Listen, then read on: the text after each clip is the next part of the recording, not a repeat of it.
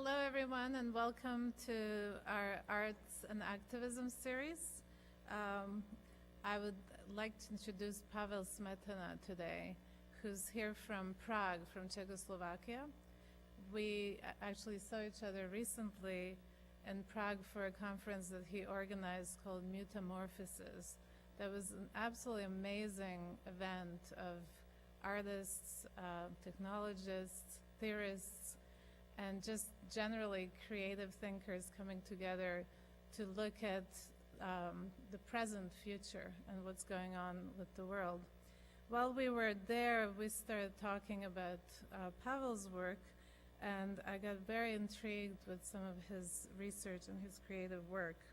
He actually started as a painter and then moved on slowly to video and interactive work, and it's very clear that he's got a fine arts background.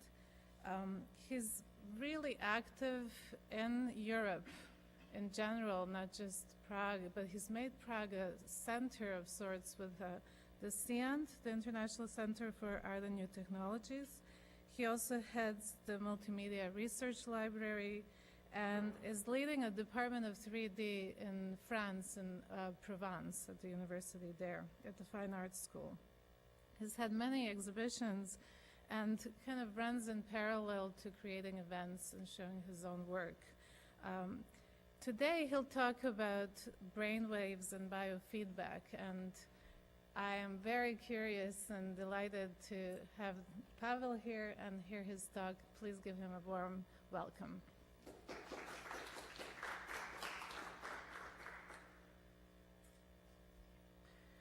Okay.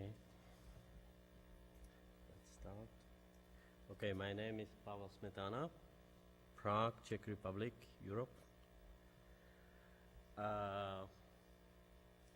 What I announced that I will speak about artistic and scientific issue, it's true because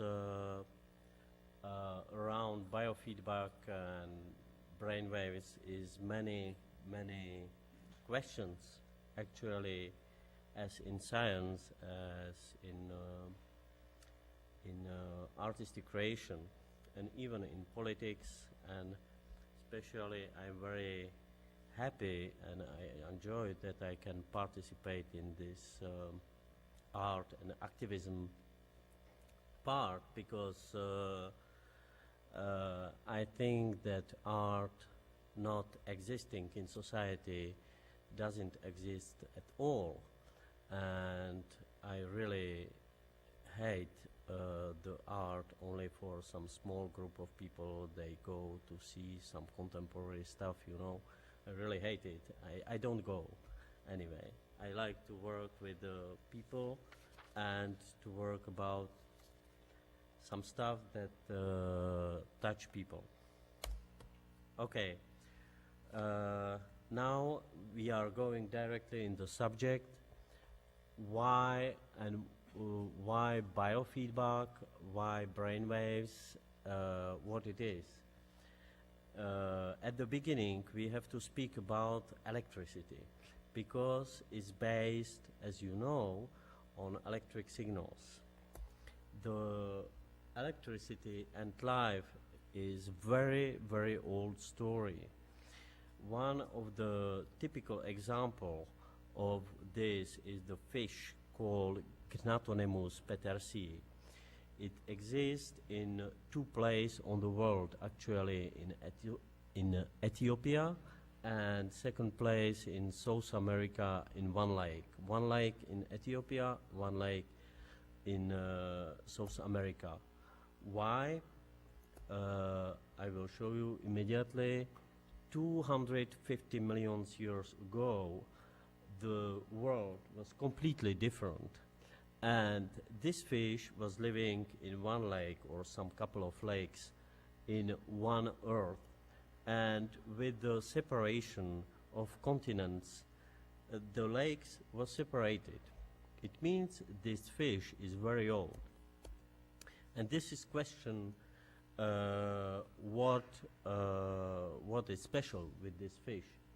This fish is quite blind, is living in very troubled water and using electricity as communication tool, what's really interesting, and as some kind of radar for orientation, up and down, obstacles, and so on. And the way how they communicate together, it's possible to translate today in if you put this fish in some water at home and you put some electrodes, you can record the signals without any problem.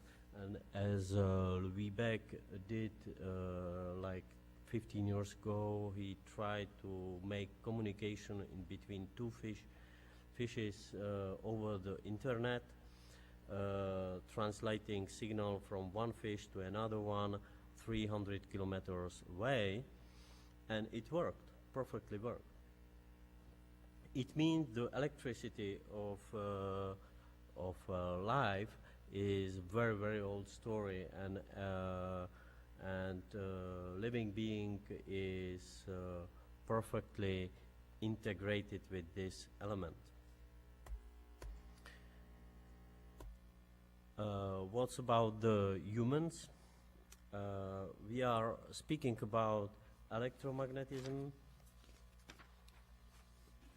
I'm sorry, I forgot to read my text completely because I have very nice text and I'm speaking about something else, but okay, doesn't matter. I'm here, okay. It's very serious here, you know. Okay, bioelectromagnetism, sometimes called bioelectricity. I will not read it, but as you can see, this very nice image, it's some kind of wires producing our brains, producing some kind of electricity. Is if we going in very deep problem, and we have some specialists here. I don't want to go so far, but we can see in neurotransmitter exchange of ions, electric current, as well as some chemical transmission, chemical molecules. And what's happened? It's somewhere communication in between the central. You can imagine the brain as computer and some kind of robots. We are all robots, and to move all the body, we need a way how to communicate. And it's happened through these wires, this nucleus, and bioelectromagnetism.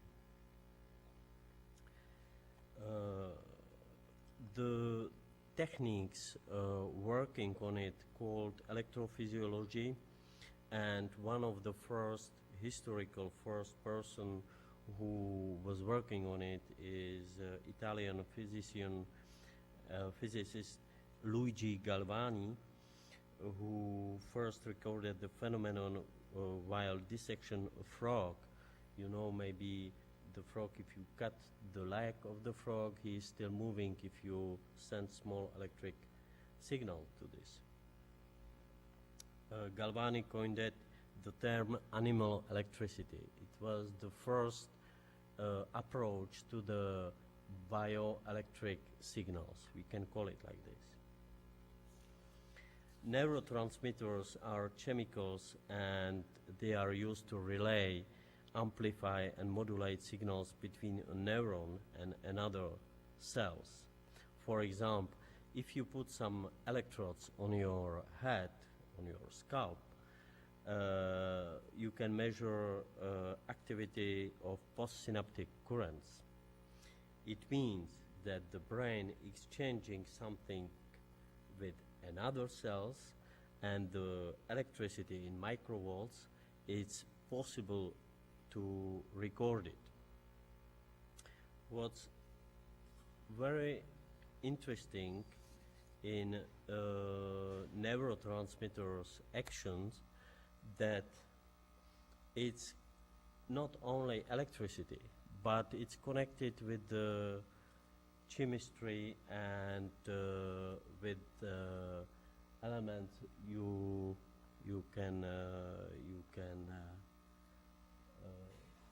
discover something you already know, some kind of drugs produced by the human body, and you can, all the artificial drugs, by the way, are based on the functioning of these examples what I put here of neurotransmitter actions. Dopamine, many drugs you can produce yourself. It's exactly the same, and we will go forward in the problematics of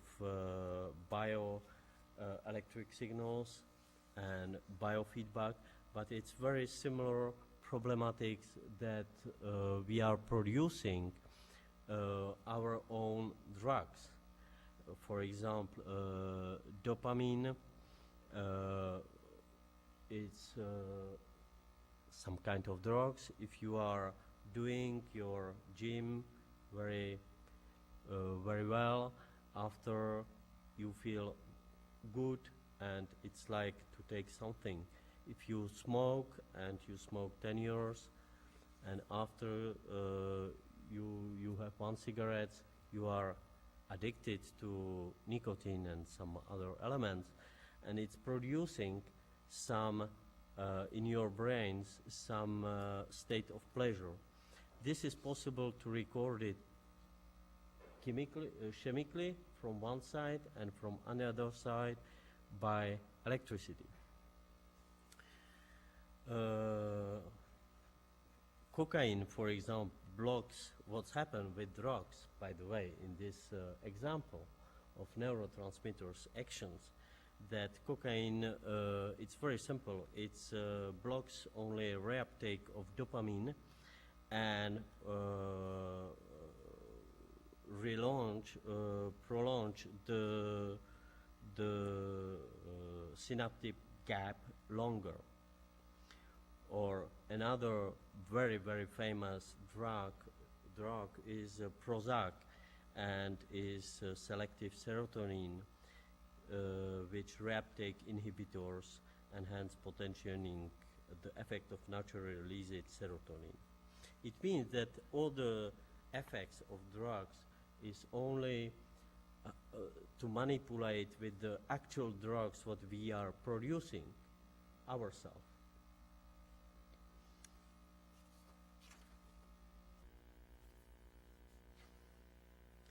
Now, what happened on the electro-bio-signals on our body? Here I put example of right side is the EEG measuring of signals of activity postsynaptic currents. An action potential in presynaptic axon causes the release of neurotransmitters into the synapse. What happened? If I simplify, you have the brain, and through the synapses and through neurotransmitters, he controls different organs or different muscles in your body. You have one part is controlled by, you know what you are doing when you are moving your body, and one part is completely unconscious and you can't control it.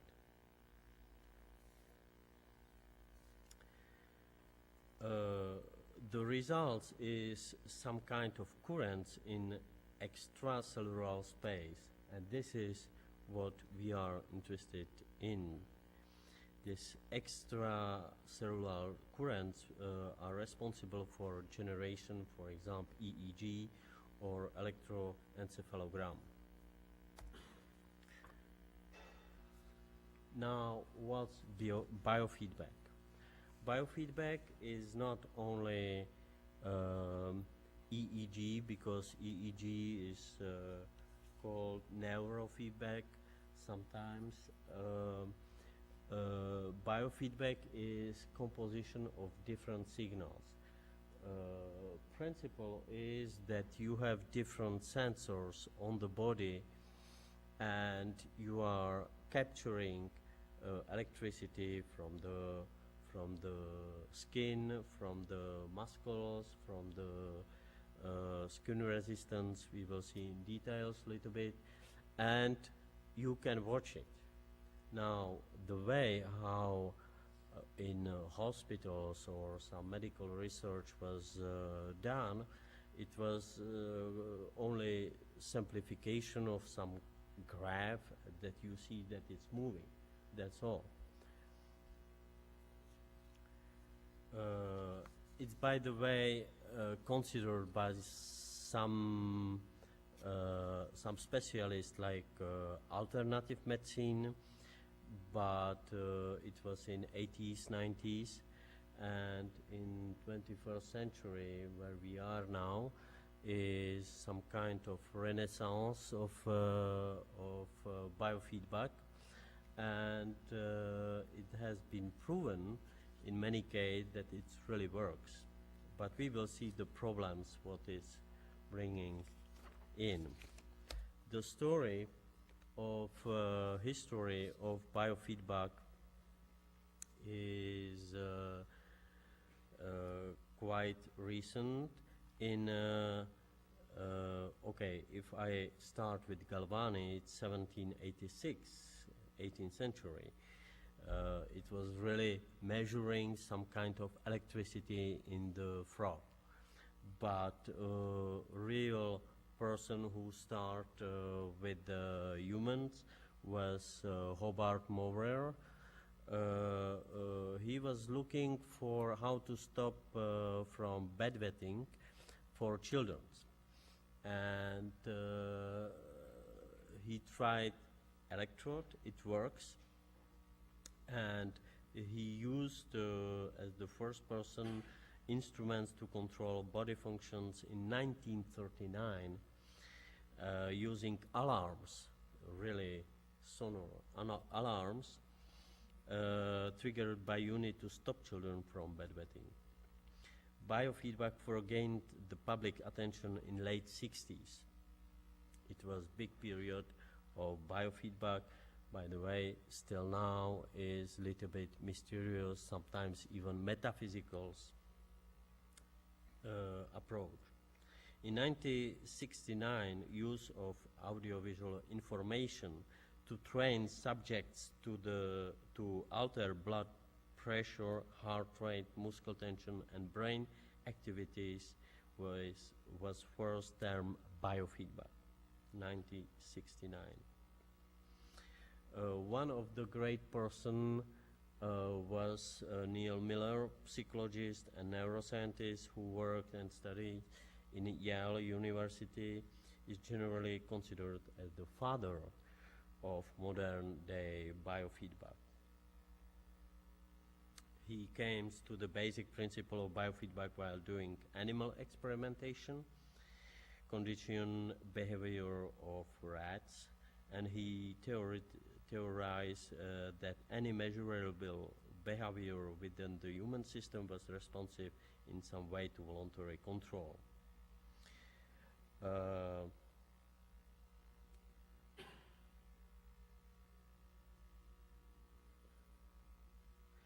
It's a strange person, this Miller, because later he retracted much of his claims in face of inability to replicate his experiments. And his primary research assistant, Leo Di Cara, suicide, and it was quite dark stories around this biofeedback, how it works. What I already said is different electric signals, bioelectric signals. EEG, as you know, is electroencephalogram coming from the skin of the and taking brainwaves signals called electroencephalography. ECG or HRV is the heart rate variation. We will see more in detail. GSR is galvanic skin response. Is the what you get on your skin in between two fingers. EMG is the if you are moving the muscles, you are first sending some kind of electric signals to the muscles, and PST.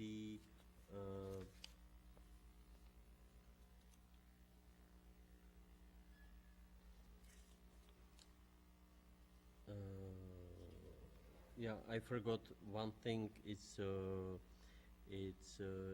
HAG. It's hematoencephalography.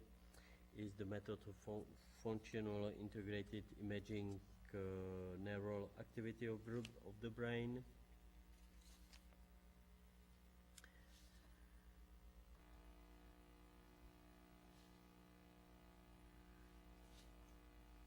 Okay, I will go more in detail because it will be more clear. EEG.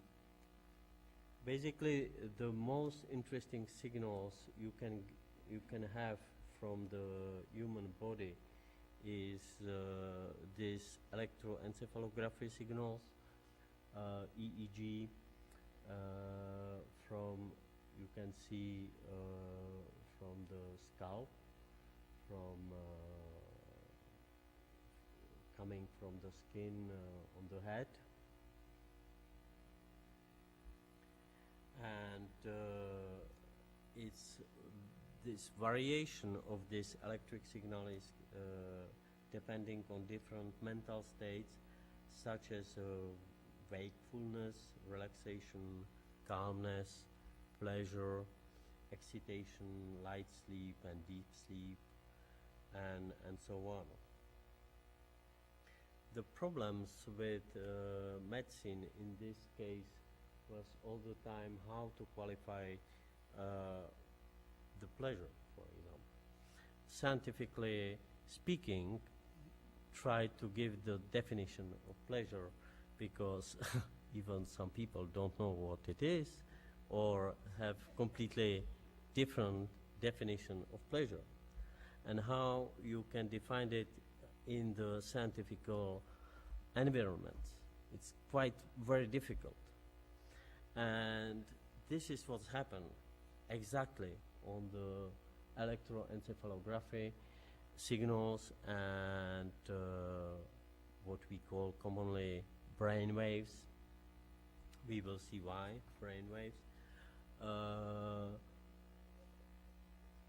or hate, or it's so individual that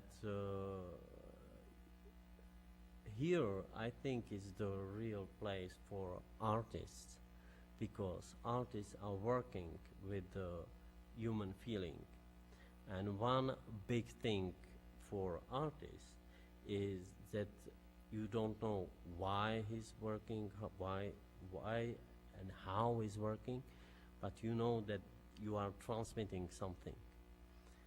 And scientific person has to prove it, that he transmitting something. This is the difference. And where we go very short way in artistic creation, scientific way is very, very long and very difficult, and sometimes I think impossible to prove it.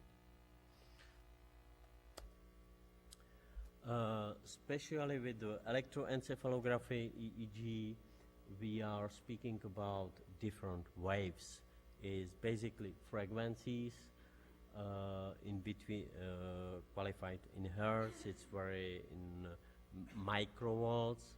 It's going from 0 to 3, for example, for delta waves, 4 to 7 in theta waves, alpha waves, 8 to 12.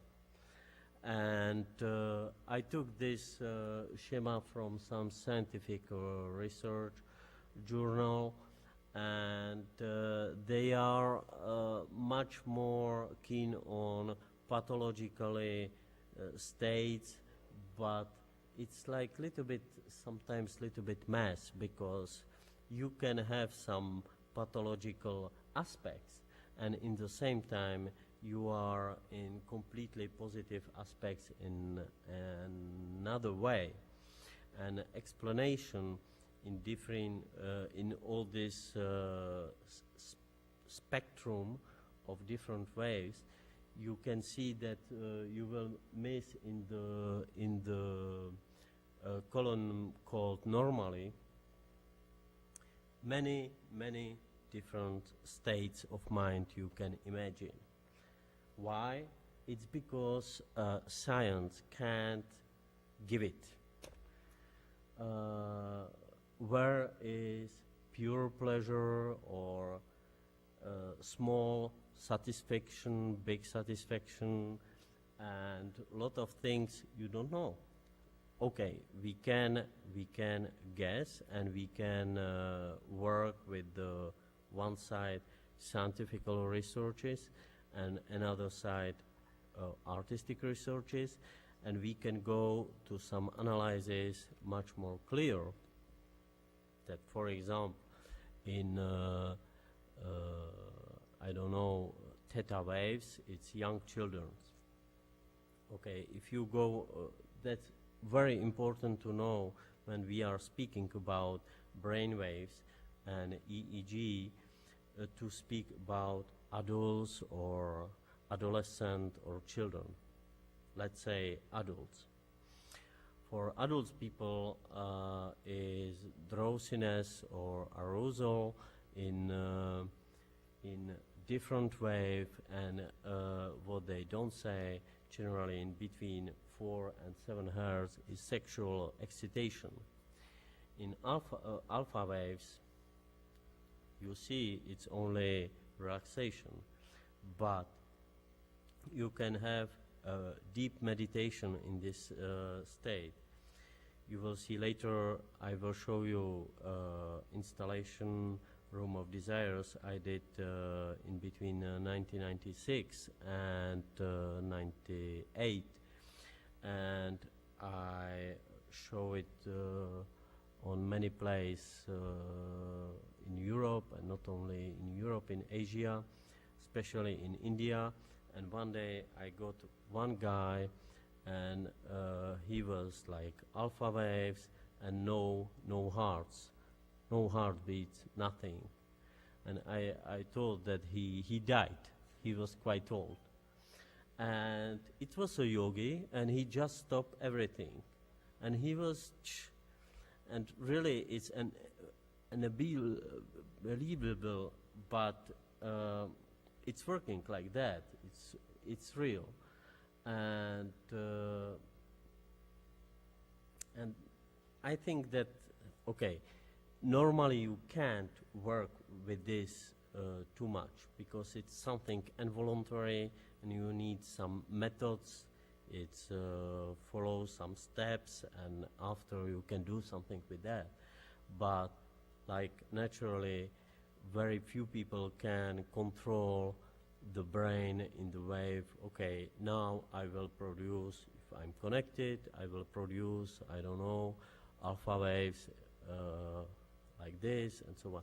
Anyway, all waves are working all the time still. Only sometimes you have like on the sea, you have one wave is bigger than others. And this is what exactly happens. Beta waves, it's much more simple, and gamma waves, because when you start some calculations, you play chess, you are watching some logical problem, thinking on something concrete, planning your work, immediately you are somewhere in between 20-24 megahertz, and it's controllable.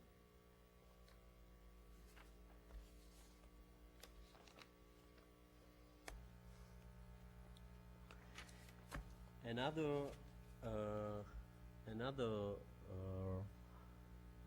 biosignal what's possible to catch is ECG, electrocardiogram, or heart rate variability, called HRV. What is specific varying distance in between heartbeats, also known as the interbeat interval, IBI. Many researches in 90s was made on the connection between brain and heart, and what is interesting that in the very popular culture from, I don't know, middle age, you have I give you my heart and and so on, but it's really connected. It's really connected, and the brain is controlling, involuntary controlling heart, and heart is controlling back brains. It's like internal biofeedback. And especially that it's not only your conscious part of brain, but is part, they are called amygdala. They are very, very old, because the brain has like structure, the old one, newer one, completely new one. It's exactly the same as construction of some church. And the older one, the old brain is much faster, only you can't control it. And this is very special way, because this old brain, amygdala, is very useful for some special situation. Generally is in the situation of stress. If you are attacked at night on the street and so on, you have reaction. Before you think, you start to react. You can have reaction of total immobility, or you start to run, or whatever, but it's not your brain. Actually, is the brain, but is not your thinking or your mind deciding that you will do that. Is something much more older. And what existing in the animal world, that animals needs to react much more faster. If you imagine leopard, he needs to go immediately and you have no time to think. Thinking is quite a long story. You can measure it. It's even in milliseconds you can measure it, but it's still something. But you need something faster. If you burn before you start really be conscious that you are burned on fire, it's very simple experiment. You put your hand on the fire in your kitchen and you will see. Wait a little bit and you will see. Before you realize that you are burning, your hand will make the movement to go back. Why? Because your internal amygdala brain is working faster than your thinking. And the same with the heart. with the heart and heart's beat. It means that if you are controlling, especially if you are controlling heart rate variability, HRV, it means the distance in between two beats, not how many beats in 1 minute, what is heart rate, but the difference, because you can change in 1 minute, you can change 3 times your heart rate. You can change very fast in few seconds and go back. If you comparing this to some different mental states, you can understand in combination with EEG, with the brainwaves, what happened in the mind of the person.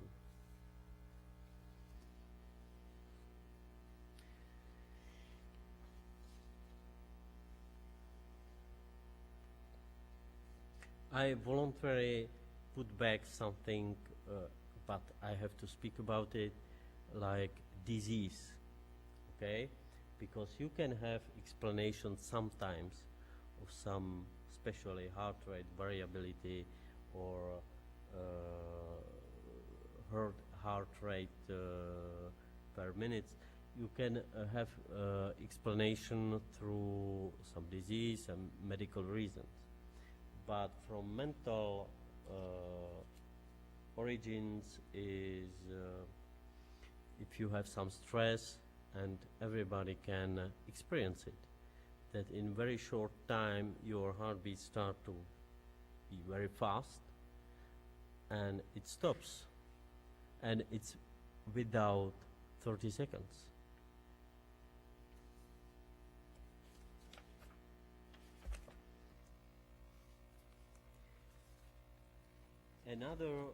Another electric bioelectric signals is GSR, Galvanic skin response, is very simple. You send small electric signals on one finger and you receive another finger, these electric signals, and you measure the resistance of your skin. What happened? From the beginning of the experiences with the biosignals, people and researchers saw that it's connected completely to the mental states of the person, especially the stress. Is the effect everybody knows, like sweating. You are sweating, it means if I put, you are sweating on your hands, I put electrodes, you will be much more conductible than before. You see here example and cut of the skin, sweet spore, and it's still, as you can see, the signal from the brain going to the skin, to the excretory portion of the gland, and it affects the sweet pores.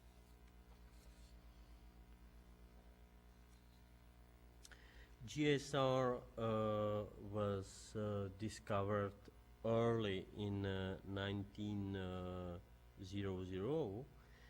It was used for variety of types of research in the 1960s through the late 1970s, with a decline in use as more sophisticated techniques such as EEG and MRI replace it in many areas of psychological research. What's really interesting in GSR and actual use is what we call polygraph, commonly referred to as lie detector devices and used in scientific research of emotional arousal.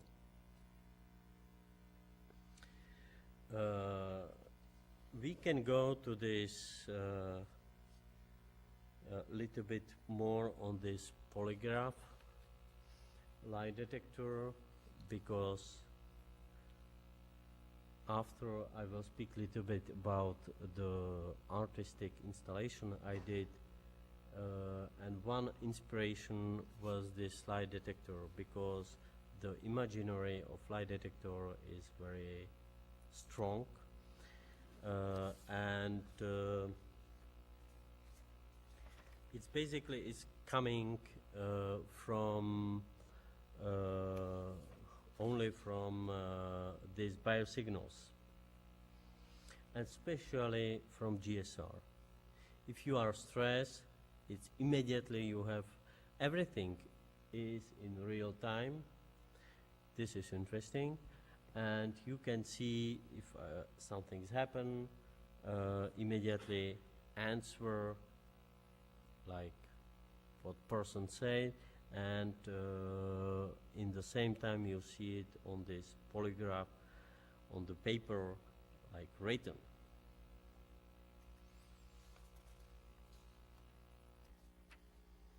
But polygraph has many problems. First, if you I go little bit. I will speak a little bit, some couple of minutes on this polygraph, because it's really interesting. You can manipulate people, because typical manual how to use polygraph gives you 3 kind of questions: question C, IR, and R. Question C is only control questions. Question IR is irrelevant. It's if you go one day to do it on lie detector, they will ask you only some question, they meaning nothing, only to put many questions, and in between many questions they put some important question they call relevant. It's our question. And this third case is very important.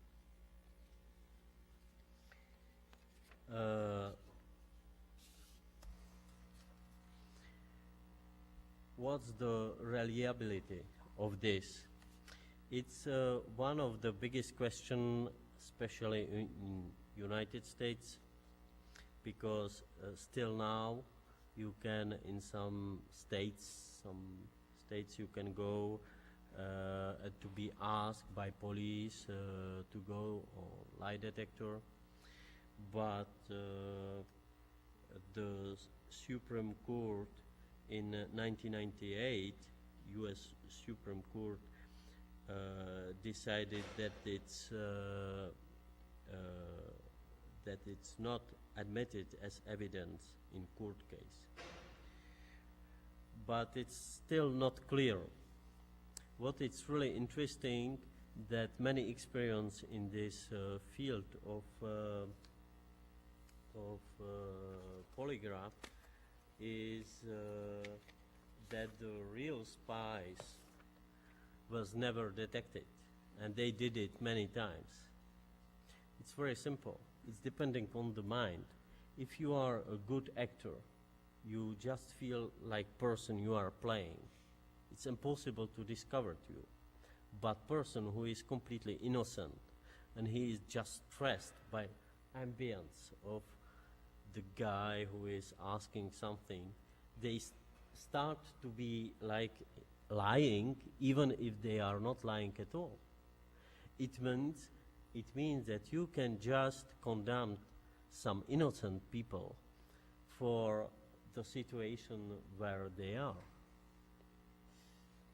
This is very interesting. And Stephen still now is used in some sexual problems, and in special states. I think it was in Ohio in 2007. Still criminal examination. In Europe, it's not accepted generally as evidence, but some private company do it for the use of like internal securities, and you have to sign paper that you agree that you can do it. And in Israel, it was a big trial a few years ago in between one individual person and State of Israel, and finally the Supreme Court of Israel decided that is not evidence at all. But what happened? It doesn't mean that this is quite interesting question, because it doesn't mean that biofeedback is wrong. It's only meaning that if you put some people in situation that they are completely stressed, and I can imagine if somebody stopped me on the road and tell me, go with me, some policeman, and they put electrodes on me and start me, are you spy? I will say, yes, I am, because, oh, I'm sorry, I'm not. And because you are so stressed that you can say whatever. And it's recording only the states of the stressed person, not of the truth. But it's some kind of desire of people to see inside the brain, inside of mind, what the person are really thinking. But somewhere it's interesting, it's impossible to know, even the person doesn't know sometimes what he is really thinking or not, you know.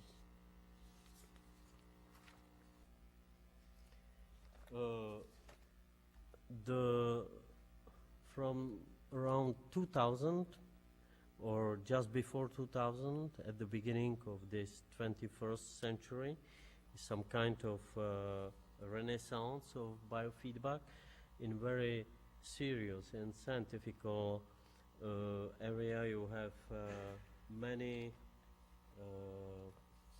categories where all this for different treatment of health problems. Various forms of biofeedback appears to be effective for a range of health problems.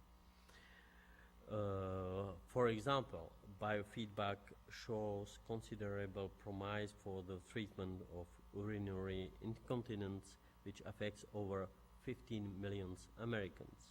Many people prefer biofeedback over medicine because of the lack of side effects. But it's completely true. One early study found that biofeedback improves bladder functions and reduce symptoms of urinary incontinence by up to 94%. And many, many others, as you can see.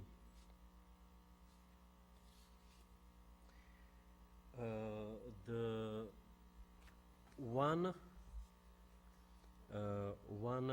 element or component of biofeedback, and we haven't speak about it so much, is electromyography, is the signal of the muscles. It's not muscle, it's brain sending some kind of order to move the muscles, is electrical signals, is used more and more in last maybe 5 years, especially in the therapeutic area.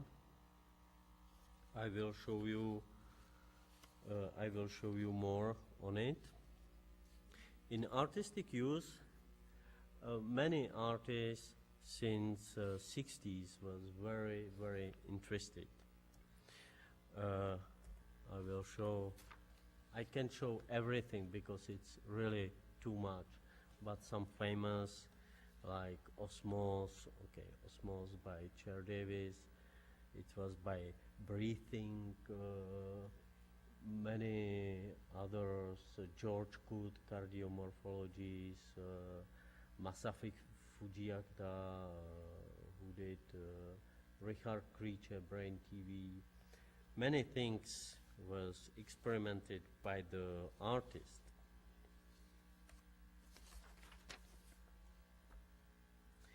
It's maybe the reason, and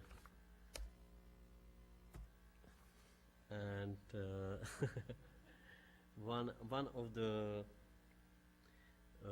of the reason is idea of Louis Beck, who said knowledge of the medium is built up through a multitude of impulses which train towards the brain from sensory nerve endings or receptors implanted at the surface of the body.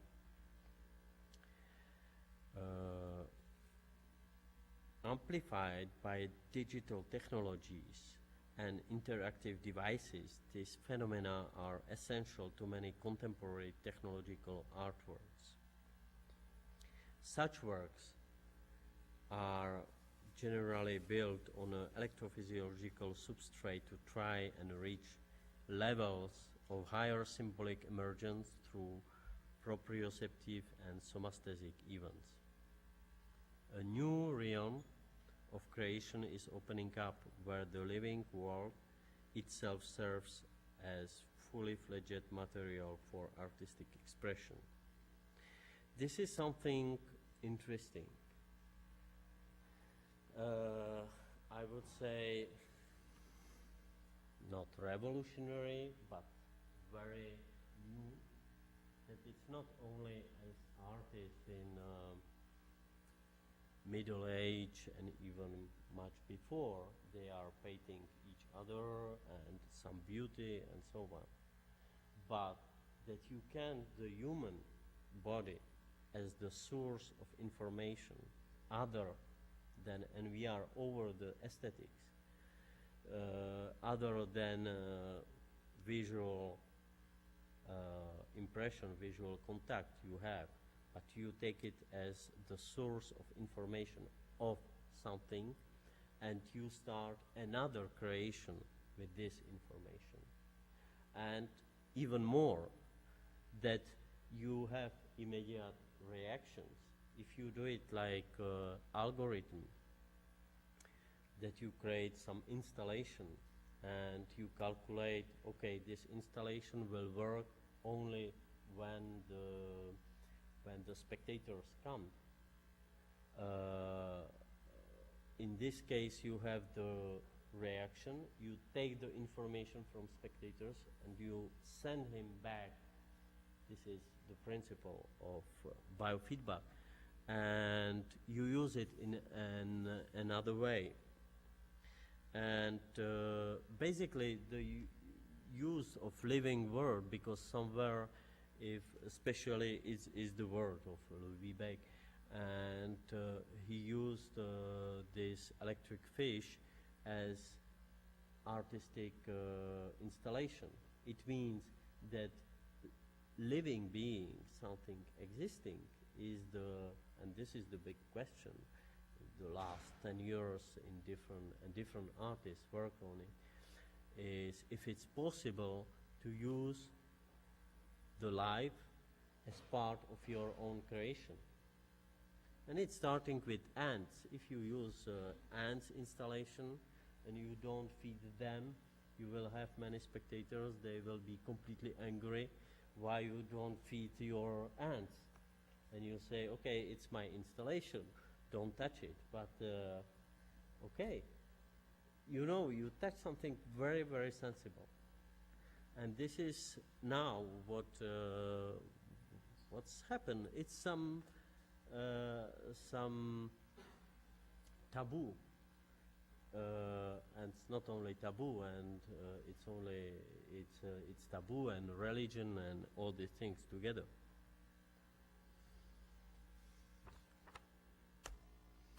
STELARC, I put STELARC because he is good example of using biofeedback and biological data and using his own body, not other bodies, but his own body as field of experimentation. Maybe you know Orlan, French artist, she did. Finally, this was the initial project of STELARC to put a third ear on his head, and finally he did it, but on his hand. He has actually, I saw him with Victoria in November last year, 2007, in Prague, and he has really the ear now on his hand, but he doesn't hear anything. And he explained me that he needs to implant some special mic inside, and he will, he will listen people from far, you know, like this. Okay, this is his project. This project, it was completely based on biofeedback, especially of myography signals. It means the signals based on the information. If you send electric signals to the muscle move. And you will see that he was quite in advance of many therapeutical techniques used actually. What happened that he tried, it was on his own body, to put some electrodes, and that through internet you can send the signals with the electricity to move his different parts of the body. And it really happened. It was quite nice performance. He called it Pink Body. It was, I think, in 1995 or 6. Okay, that's true that I forgot that I have not so much time, but I will accelerate a little bit. I will speak about my installation. It's Room of Desires. Inspiration from Room of Desires is the Russian director Tarkovsky. If you don't know him, you can just go to find some films of him. Is one of the best director. He never existed. Maybe the best in 20th centuries. He died, and he did this wonderful film Stalker. It was like inspiration for Room of Desires, because at the end of this film they go in some room, and what you think has happened a little bit later realize. It sounds like science fiction, and it was based on the book of science fiction, but if you see it, it's crazy. It's a great film.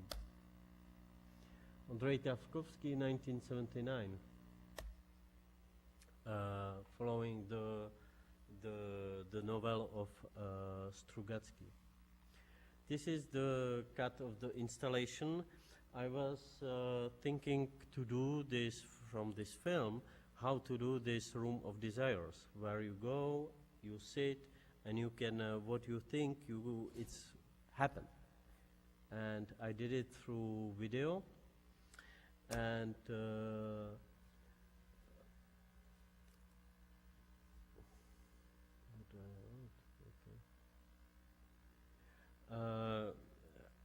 I got the signals. Okay. This is the simulation. Yeah. Idea was that spectator come alone in some room, sit down. He touch special chairs where is the sensors, and in one moment on the screen he see some kind of film, changing and depending on his mind. The system cannot be controlled by the will. This was the very important idea at the beginning for me, that how to push spectators in something that he can't control, but in the same time is coming from him. This is the initial diagrams of the installation. On the left side you have different kind of biosignals from the heart, respirations, and influencing the rhythm of sounds and intensity. And it transformed to the right side is the description of the hardware, how it really worked. This is the installation on computer side, and here the guy who is like a visitor, he has the sensors on his frontal skull, and you see GSR, and in the middle is the ECG signal from the heart beats and heart rates. It was in real time analyzed, and all the signals went, as you see, this is the brainwaves. All the signals went to the software Max MSP, where I programmed some kind of algorithms. This is the schematic way how these algorithms work. It was, okay, it's in French, but I think that you understand. WaveRider is the name of the interface. The first level, you see these 3 chapters. It was depending on GSR, less stress, middle stress, and high stress. It's coming from the right. High stress is the universe element in middle stress. No, on the left side. High stress is humanity, elements middle, and universe is the less stress. Second,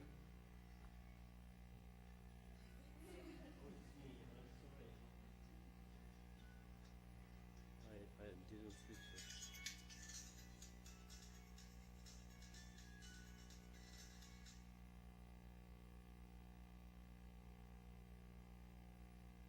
I'm really sorry.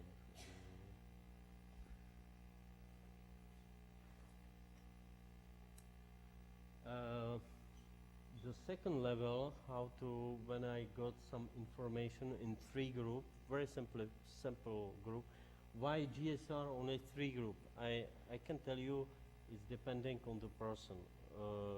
I really skipped many details, but for example GSR, galvanic skin response or stress level, is really depending on temperature of the room where you are, for example, of external temperature of the atmosphere, because if it's hot, just people are sweating more than normal, and some people are more conductible and some others not, and that's why to be like sure what you are doing, if the person are stressed or not, you need to observe the person a short time and to observe the curve, how it's created, and after you do some rectification.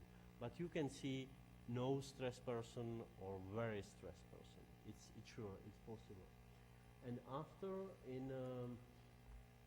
you see another level, it was brainwaves, and I made difference in between different brain waves like alpha, beta, gamma, and delta waves. And because everything is active, I was watching for winner, which brain waves is just now the winner. It means what person is more feeling in which field. If it's more sleepy or meditation or excited or arousal or some rational thinking or something, all these things you can know. And the third level is this long column. It was calculation on a heartbeat, like 0, it was the fastest, like the worst, the very fast heartbeats, and the 20, it was the best. It was something in between 55 and 60 hertz per second, but calculated in between 2 heartbeats, like variation. And combination of these 3 components led the spectators to some special extract of video which was looped like 5 seconds, for example, one wave on the sea, even less than 5 seconds, 2 seconds, one wave, like this. But if you see it and you cut it in special way, you feel it like many waves going, or somebody who is walking. If you cut it in special way, he's just walking, and it's not limited. That's why I put 7,000 different footages, and it was cut in real time depending on the feeling and thinking on the person. It means that each spectator sitting at the front and connected to the system in this room of desires was watching his own film, finally, because the length of each part, each cut, was depending on him. And it was evident that it changed because you can't really control it, all these elements together. And what I said already, only one time I saw it, it was in Delhi, in India, when I saw one sequence, like 5 minutes on the screen. First, I thought my Mac crashed, and second, that the person died. And he was yogi, and he just fixed everything, and he was laughing that it's not working, because he was playing with that. But it was only one person I saw. All the time but I saw some other person, because maybe I show it 30 times in different countries and cities, and sometimes some people just take out very stressed all the electrodes and running out, or some people told me, you are catching my thought from my head, and so on, you know. It worked on imaginary level, it was really well.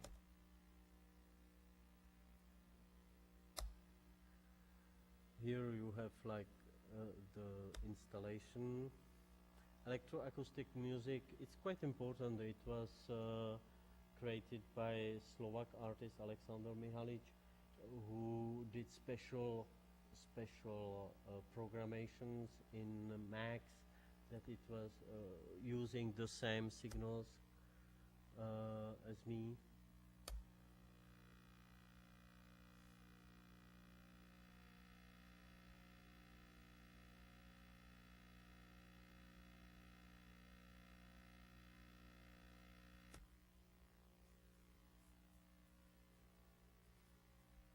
We can call it emotional programming, including, because I was programming something in the computer, including emotion.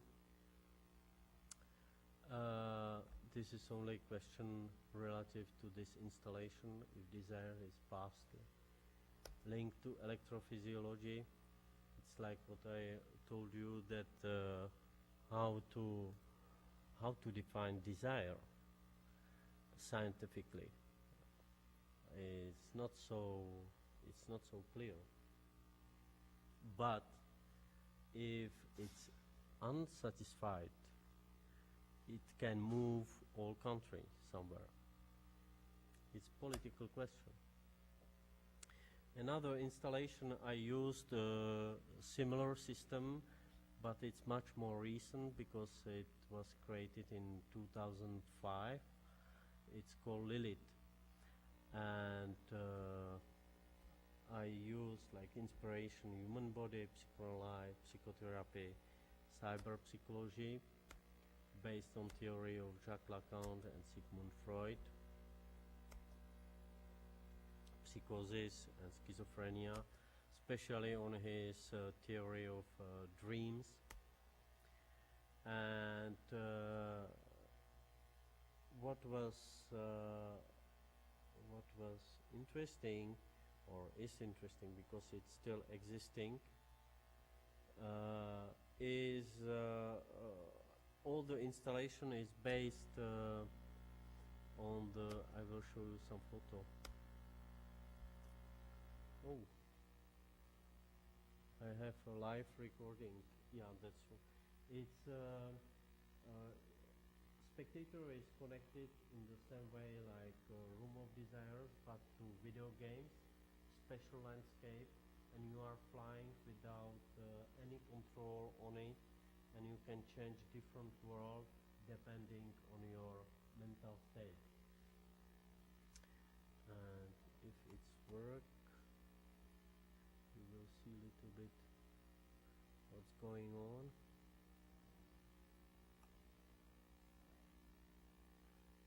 It's coming. And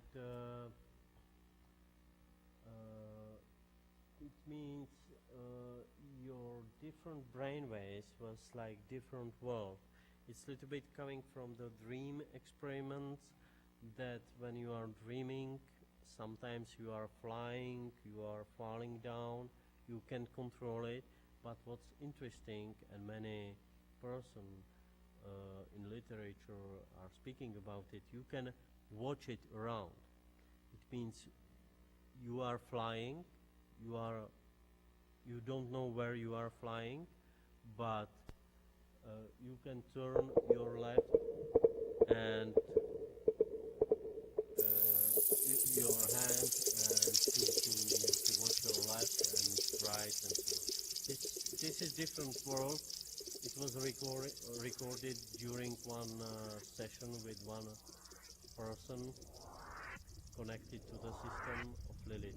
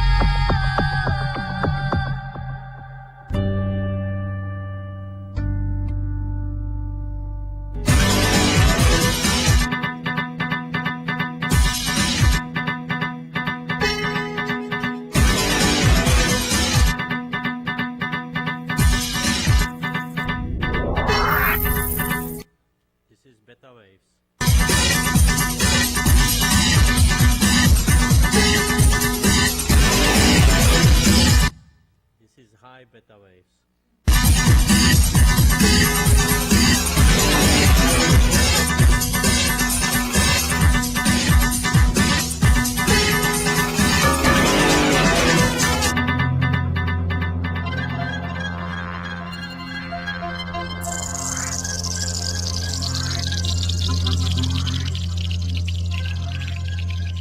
Some kind of transition in between different worlds. As you can see, it was different different brain waves piloting, and inside of this the stress level, and DSR was manipulating the number of objects, fires, I don't know, explosions in beta waves, sounds, power of sound, and so on. I can show you another, yeah. This is with the similar, but with the installation, how it worked really after.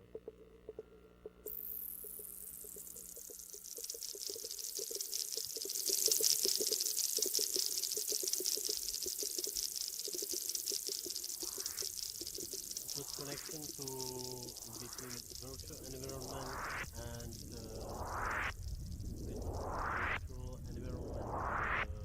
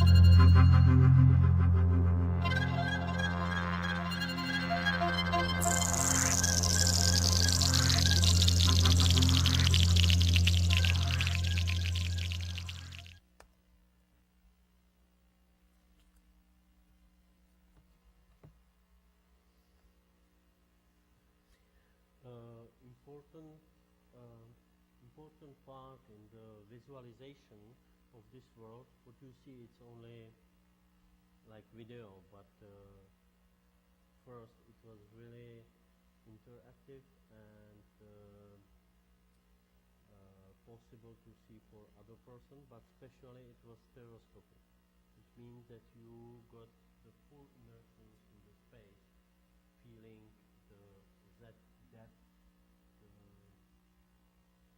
XYZ proportion, like in IMAX cinema or something in 3D. This is some pictures of installation. Future developments. This is something very exciting, I think. The future development, not only for me, but for biofeedback, is quite positive, because actually is one person very famous, Bernard Brücker, in Miami, who used with big success biofeedback for rehabilitation of tetraplegic or quadriplegic persons. It means after the accident of your spinal cord, for example the car, you can't move the body, and what happens? That the electric signals and all signals from brain are not coming to your muscle. You can move your muscle even just after the accident, and many experience was made that person after some kind of accident or brain. I'm sorry. Okay.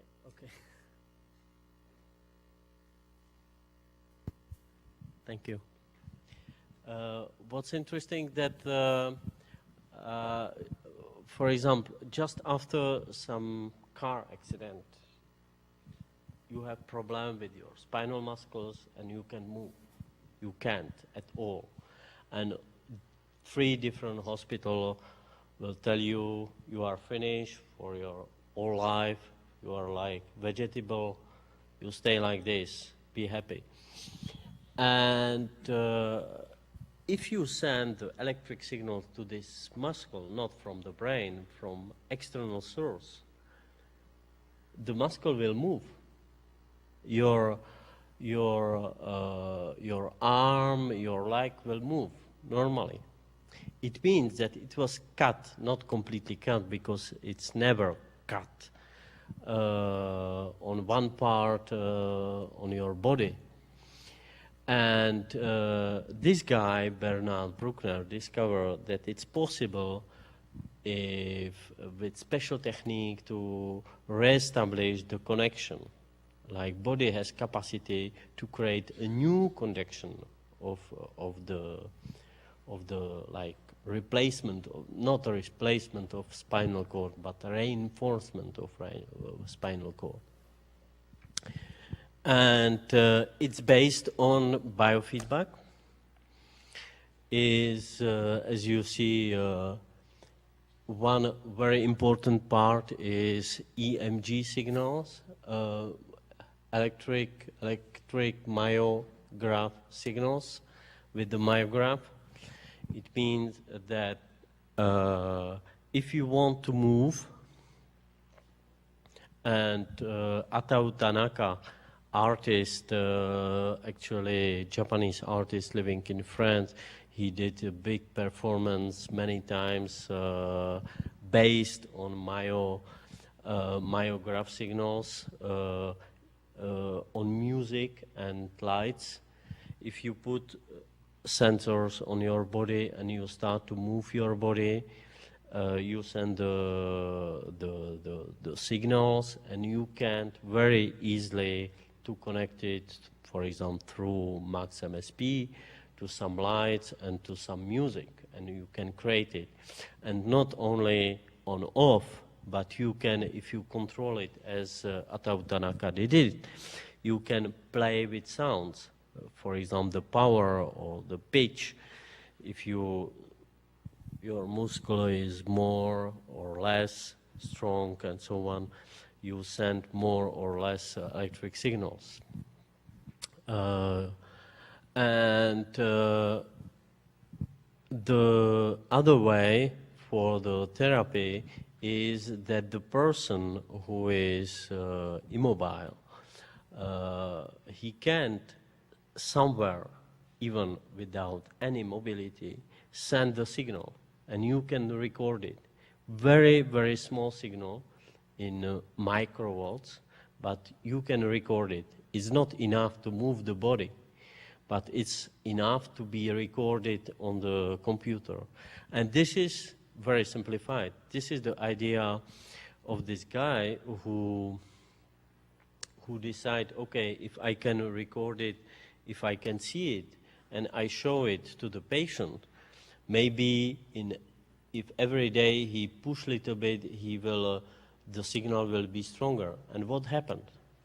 And some case, it's many cases of people, they were not completely, but partially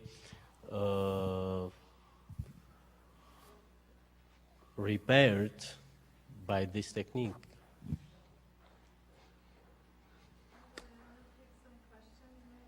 Yeah.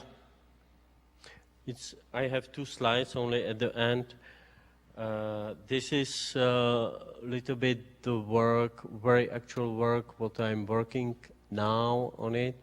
Is biofeedback combination with motion capture and game control, and biofeedback with virtual reality, art, games, and some kind of new therapy things is and new dance choreography, where this is something interesting I have to show you. because you can imagine if we can provoke the movement of the disabled person, we can provoke it a completely enabled person, like dancer. Imagine the choreographer who is some kind of table with buttons, and you know that different buttons corresponded to different part of the body, and you can play with this, and the real dancer is on the stage, and he will move because you have to move. You can't not move it if you receive the signal. It's faster than you're thinking. And it's the way how to make maybe some kind of performance, little bit as STELARC did many years ago, but he did it only with 3 sensors, and now we can do it on the full body with 16 or 18 sensors, 18 connection, multiply by 3, because to move one hand like this, you need 3 sensors on the muscles here and 3 here.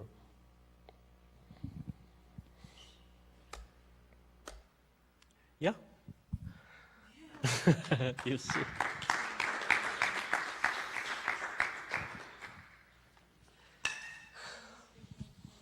I hope it was not so boring. It's fascinating, actually. Thank you. I think if you have a moment to go to the brain mapping lab here on campus, you really should, maybe at the end of the day or something. Yeah, brain toga. So any questions here? Yes. I'll give you because we're streaming. In your work, Lilith, were you trying to, when people are responding, or rather it's responding to how the signal's coming off of people, when you were giving them, the world that they're creating, are you trying to work with that at all in terms of creating a response for them, or like if they have an excited response, are you putting up something that's trying to generate? Yeah, are you trying to manipulate them in return with what you're presenting them, both orally and visually? Yeah, it's a good question, because in both installation Room of Desires and Lilith, I explain to spectators what happened exactly. It's not some mysterious, metaphysical something what happened. It was really, really cognitive access to the installation. It means I told to the people what you are see, it's coming from your brain, brainwaves is real, it's not fake, and what happened after, it's up to you.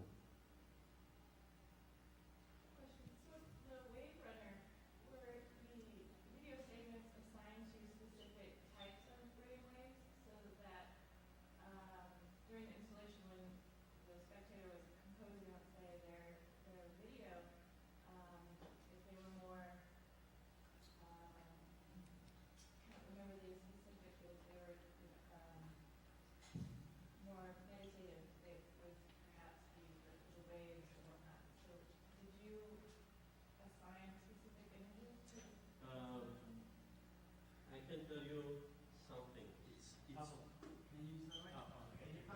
I'm sorry. Yeah. It was exactly what I said or already connecting to this polygraph, but it's like similar installation. Little bit more scary, but but similar. Is that it's very depending on the thinking of the people they are coming to this installation. In the Room of Desires or Lilith, we distress people at the beginning. It means you are coming, you discuss with somebody here who is putting electrodes on you and explaining calmly what happened, that it's and it's much more about curiosity, and you are not just after the gym, for example, because you can influence your biological signals. If you are running 2 hours just before and after you go to the artistic installation, you will influence it. But I never ever met one person who just before coming to the gallery did some exercise, physical exercise, especially to go there. At the it's quite interesting, but on the place you can, if you do it, you can like stop breathing for 40 seconds or 1 minute. You see it immediately on the screen what happened with you, but very fast it's going to the normal state where you are physically and psychologically in your mind. But if you are upset, if somebody really hurts you or something, you will see it. Yeah, sure. I have a question. I'm here. Hello. First of all, thank you very much. This has been a very interesting presentation. You have so many information there. My first question is, did you know that Dr. Brucker, the biofeedback from the biofeedback laboratories in Miami, passed away like 10 days ago? Yeah. Can you repeat the name, please? Dr. Brucker, I think. Yeah, you showed him. Yeah.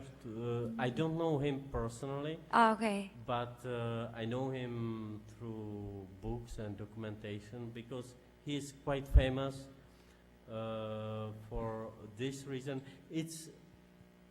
I didn't speak about it so much, but it's exactly the part of development of biofeedback which is really on the top actually, because you have two countries, and it's very strange, two countries on the world, they are working on it. First it's in Miami in the United States, and second is in Russia, in Siberia in Russia. Mm-hmm. And in Russia they are working on biofeedback. They have special software, nobody knows it. It's not published, but it's working perfectly well, and it's called SOBLab. And because it was many institutions and doctors, medicines was very suspicious to the biofeedback analysis and signals. And Dr. Brucker showed that it's really working, you know. Mm-hmm. And I heard about even in Czech Republic, one guy, and we are working with him. It's a special lab and a rehabilitation center associated to the big hospital, and the guy he's doing the similar way, inspired by this Dr. Brucker. And Yeah. Yeah, unfortunately, he's not working on this subject anymore. He passed away. He died Okay. 10 days ago. I was just checking it I didn't online. know. Yeah, I just asked that question. My main question is about the last part of your presentation, where you control people's muscles using wireless techniques. Don't you think that this is absolutely very interesting? But upon seeing that, I kind of asked myself this question: this technique can be used in evil ways as well. And I was like hesitant. I was like, yes, this is art and it's amazing, but this can go to really bad end points. What do you think about that? I will tell you something. To be artist, you have to be really, how to say, hero, because if you try it only one time. It exists, actually exists some devices that you can use. They send back electric signals to your muscles to move it. If you are disabled, you don't feel it anything, but you move your hand. If you are completely enabled, normal, it's not so funny. It's a little bit pain, you know. It's only one muscles. If you have 60 muscles on you, it's little bit, nobody experienced it, really, you know. We will do it, actually, we will do it. Because dancers are little bit sadomasochist people, and some people like pain, but maybe some artists likes pain. I don't know. And it's not so easy. Yeah, I know what you mean, but it's pure experimentation, you know. It's like with dog of Pavlov, you know. We are at the beginning. We will see what's possible or not. For the beginning, we are starting. The idea was really, imagine that you have choreographer, you have some dancer on stage, and the dancer try to do some movement, and choreographer say, no, you are completely wrong, you have to start now. And he just touches the button, and the guy, he do the movement, you know? And you can program it. It's possible. Sometimes do you feel that your research being used by evil?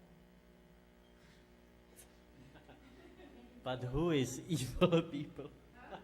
Who is evil? It's point of view. Maybe we are evil for some people, you know.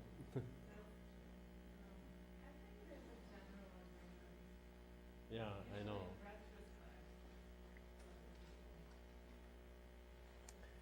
I think for military reason, I don't know. It's U.S. Embassy asked us, CIANT, to do some research, really, and they propose to pay us for some research. They can't do it in United States. Really? And I was impressed in something interesting, and nobody know about it, that you have a lot of things that it's impossible to do studies about it here in the United States. But the list is full, and you can get it in any American embassy on the world. And if you are on the top of research somewhere in China or Taiwan, you can get like fresh cash money from them to make research.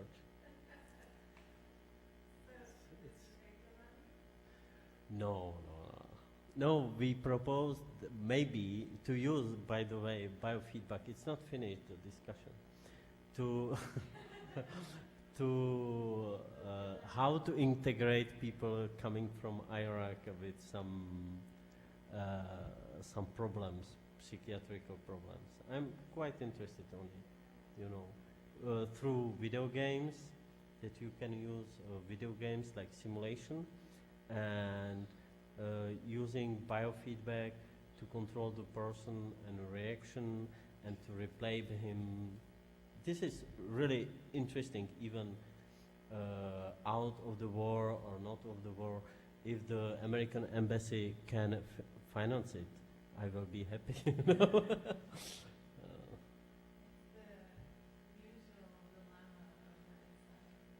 Yeah, sure. It's not direct use for... A couple of questions come to mind in terms of, could this be used in a public space in terms of augmented reality?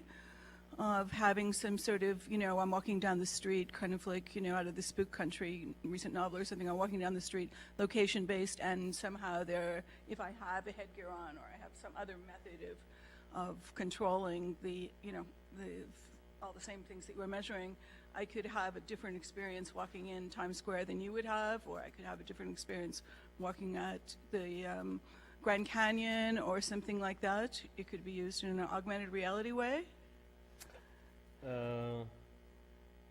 Augmented reality, it's definitely it's possible, but problem with augmented reality, you have different way how to see augmented reality. The usual way is mixing virtual reality with the frontal screen projection and I don't know stereoscopic projection and so on. The more complicated way, and it's for where we are now, a little bit with experimenting of internal mental states of augmented reality through biofeedback signals and biofeedback experience. Eventually, you can like work on excitation of certain certain phenomena. They are similar to drugs like cocaine, LSD, and so on. You can access through this way this phenomena. It's depends how you consider augmented reality. Right. But with if you're going to control the body, then you can also control it to create art too, right? Physical art. And so not only You mean physical art? well, I mean in painting, or I could have, you know, a monkey put this on, right, and create some sort of a painting out of using the monkey's.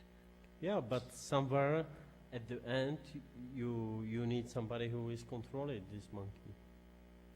It The monkey means can't. Why wouldn't the monkey control himself? Sure. He could. Yeah. He And could. then you have monkey art. Yeah, sure. Yeah, sure. It was made, definitely. Right. You know, and It was made many times, even some elephants. Right. art But with here it, you've yeah. got the inside of the, you know, monkey being measured in terms of that. So it's the opposite kind of thing, But right? anyway, art, it's not what you are doing, but who is watching, by the way. Good point. It's Good point. nobody. I know many artists. They looks like monkeys, and Right. they are not so much interesting. But the painting is quite interesting. Have any of the virtual world people contacted you? You know, you were kidding about the government, but their Inc., you know, the virtual world, they have a big CIA contract. And that's how they've stayed alive the last 4 years. Have any of the virtual world, Second Life, or any of those people contacted I'm you? sure that they are. They are. It has still big political aspects. But it's like with this polygraph, you never know. It's the secret part is secret parts, and what is little bit public is public, and it's different from state to states and people to people. I don't know how to. The most impressive, I didn't speak about it. I showed you the link, but if you are interested, you can go on my website www.smetana.cz, and I worked one time on olfactive phenomena,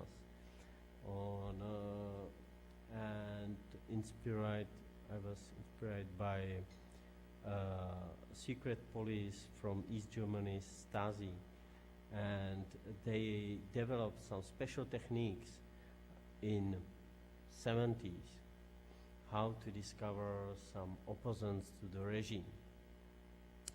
They invite the person to the interrogatory and ask him, it's a little bit like polygraph, but without polygraph. Ask him, what do you think on this, and so on and so on. Create stress situation. And after, when the person left, they cleaned very precisely, very special tissue, the chair. And they put it in jar and completely close it. And it means that all the pheromones, all the olfactive elements was contained inside. Many years after, they thought maybe this person, this dissident, was here in this place. They came with dogs, and they opened the jar, put it to the dog, and the dog was able to answer if the person was here or not. incredible techniques, much more sure than polygraph, but much more scary, by the way. You know. One thing I heard about customs and trying to search for people and drugs and food, etc. Dogs are a million times more effective than any Yeah, sure. technology, but they get tired. And they get, when they get tired, they get disoriented, Yeah. nervous, like humans, right? Yeah. So it's really interesting how we are actually so behind with collaborating with nature and animals and the entire system, trying to think we can develop this, but it ends up being so primitive. Yeah, yeah, sure. Dog.